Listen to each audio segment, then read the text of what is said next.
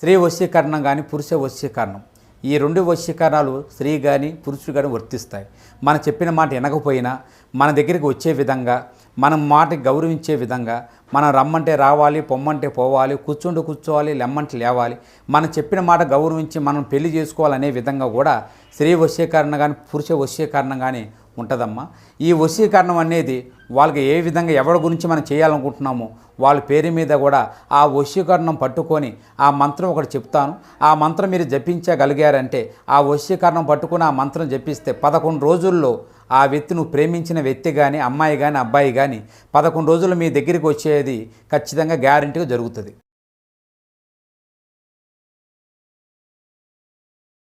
ఒక తెలియని బాధ.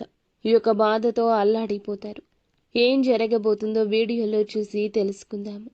వీడియో నచ్చితే తప్పకుండా ఒక చిన్న లైక్ చేసి మమ్మల్ని సపోర్ట్ చేయండి. ఇక ఆలస్యం లేకుండా మనమైతే వీడియోలోకి వచ్చేద్దాము. ఈ రోజున ఈ రాశి జాతకులు జాగ్రత్తగా ఉండండి. చెయ్యని తప్పుకు ఒక నింద అమాంతం వచ్చి మీ మీద పడుతుంది. ఈ యొక్క నింద మోయలేక మీ గుండె బరువుతో అల్లాడిపోతుంది. మీరు పని చేసే చోట కావచ్చు, వ్యాపారం కావచ్చు, ఉద్యోగము కావచ్చును, ఎక్కడైనా సమయం ఇది. ఇరుగు పొరుగు కుటుంబ సభ్యుల ద్వారా కూడా ఒక ఆరోపణ ఎదుర్కొంటారు.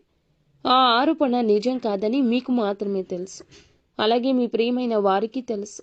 ఈ సమయంలో కుటుంబ సభ్యుల మద్దతు ఎంతో ఉత్తమం. కానీ ఒక పక్క మీ బాధ మీకుంటుంది. ఆలోచిస్తారు, అతిగా ఆలోచిస్తారు. ఈ యొక్క సంఘటన జరగకుండా ఉండాల్సింది అంటూ ఆలోచిస్తూ మనోవేదనకు గురి అవుతారు. పరువుకు భంగం కలుగుతుంది. ఆరోపణ వస్తుంది. నిజం కాదంటూ నిర్భయంగా మాట్లాడండి.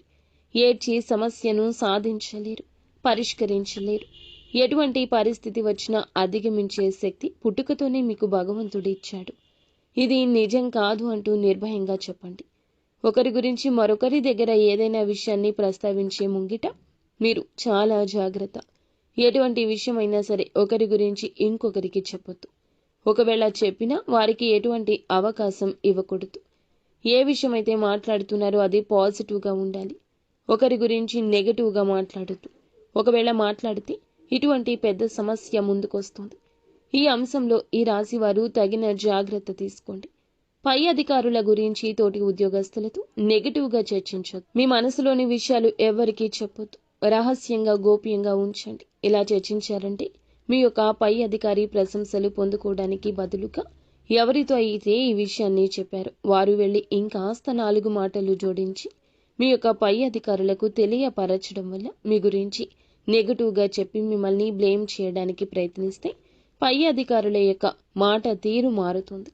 వారి యొక్క మాటలు తూటాల్లాగా భరించలేకపోతారు. ఇటువంటి వారి విషయంలో కూడా ఈ రాశి వ్యక్తులు తగిన జాగ్రత్త తీసుకోండి. మీ యొక్క జాతకం ప్రకారం చూస్తే చాలా రోజులుగా ఏదైనా ఆర్థిక సమస్యతో బాధపడుతూ ఉంటే ఈరోజు ఆ సమస్యకు బయటపడే పరిష్కార మార్గం కనిపిస్తుంది.